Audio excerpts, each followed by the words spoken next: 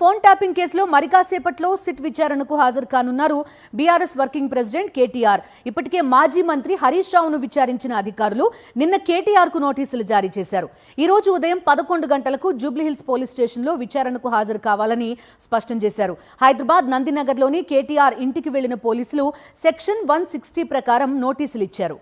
కోకాపేట నివాసం నుంచి హరీష్ రావుతో కలిసి తెలంగాణ భవన్ చేరుకున్నారు కేటీఆర్. మరికాసేపట్లో తెలంగాణ భవన్ నుంచి జూబ్లీహిల్స్ పోలీస్ స్టేషన్కు వెళ్తారు. సిట్ విచారణకు ముందు మీడియాతో మాట్లాడనున్నారు కేటీఆర్. విచారణ నేపథ్యంలో బీఆర్ఎస్ ఎమ్మెల్యేలు, ఎమ్మెల్సీలు, ముఖ్య నేతలంతా తెలంగాణ భవన్కు వస్తున్నారు. కేటీఆర్ కు మద్దతుగా తెలంగాణ భవన్ కు కార్యకర్తలు, నేతలు తరలి వస్తున్నారు. जर्नलिस्टों से कहते हैं कि उनकी फोन टैप हो रही है, तो इसलिए मैं जरूर पूछूंगा और सवाल भी करूंगा कि आप जो कर रहे हो गलत कर रहे हो, टाइम पास कर रहे हो, अच्छी बात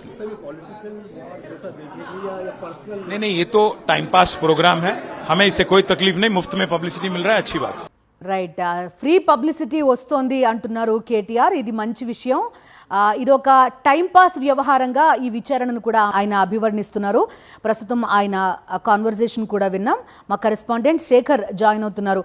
శేఖర్, చెప్పండి, ప్రస్తుతం చూస్తున్నాం కేటీఆర్ మరికాసేపట్లో జూబ్లీహిల్స్ పోలీస్ స్టేషన్కు వెళ్లబోతున్నట్టుగా తెలుస్తోంది. ఎలా ఉంది తెలంగాణ భవన్ దగ్గర వాతావరణం? అదేవిధంగా దీన్ని ఒక ఫ్రీ పబ్లిసిటీ స్టంట్గా చూస్తున్నారు. మరోవైపు ఒక డైవర్షన్ పాలిటిక్స్లో భాగంగా బీఆర్ఎస్ అభివర్ణిస్తున్న పరిస్థితులు కనిపిస్తున్నాయి.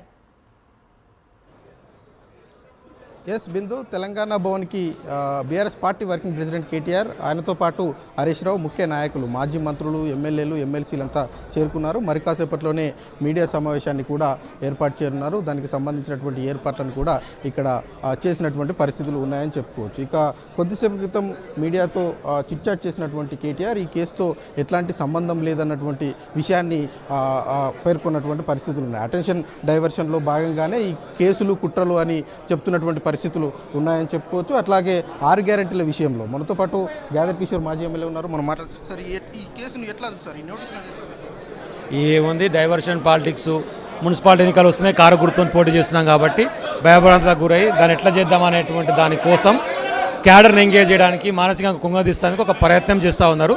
చట్టాన్ని గౌరవిస్తాం. ఇంతకుముందుకు 4 సార్లు ఇచ్చి ఇది 5వసారి. ఎన్నిసార్లు అయినా కేటీఆర్ గారు పోతారు, చట్టపరంగా ఎదుర్కొంటారు, ప్రజాక్షేత్రంలో ఎదుర్కొంటాం. కాకపోతే ఇది మంచి పద్ధతి కాదు. రేవంత్ రెడ్డి గారు కక్షసాధింపు చర్యలు మానుకో, ప్రజా సంక్షేమ కార్యక్రమాలు, అభివృద్ధి కార్యక్రమాలు దయచేసి దృష్టి పెట్టే ప్రయత్నం చేయండి అని చెప్పేసి మాత్రం ఇదో పలుకుతా ఉన్నాం.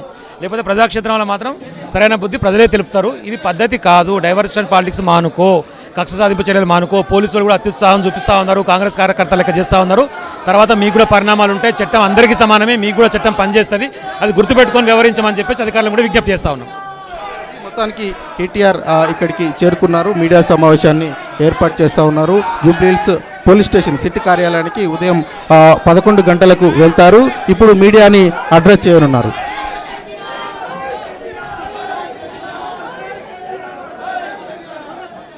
తెలంగాణ భవన్ నుంచి లైవ్ ప్రస్తుతం మనం చూస్తున్నాం. కాసేపట్లో కేటీఆర్ జూబ్లీహిల్స్ పిఎస్కి వెళ్లబోతున్నారు. మొత్తం క్యాడర్తో పాటు ముఖ్య నాయకులంతా కూడా మనకు తెలంగాణ భవన్లో కనిపిస్తున్నారు. హరీష్ రావు ఇప్పటికే ఇదే కేసుకి సంబంధించి విచారణకు హాజరయ్యారు. ప్రస్తుతం కేటీఆర్ వంతొచ్చింది. నిన్ననే నోటీసులు ఇచ్చారు. మాట్లాడుతున్నారు ఆయన. ప్రస్తుతం చూద్దాం.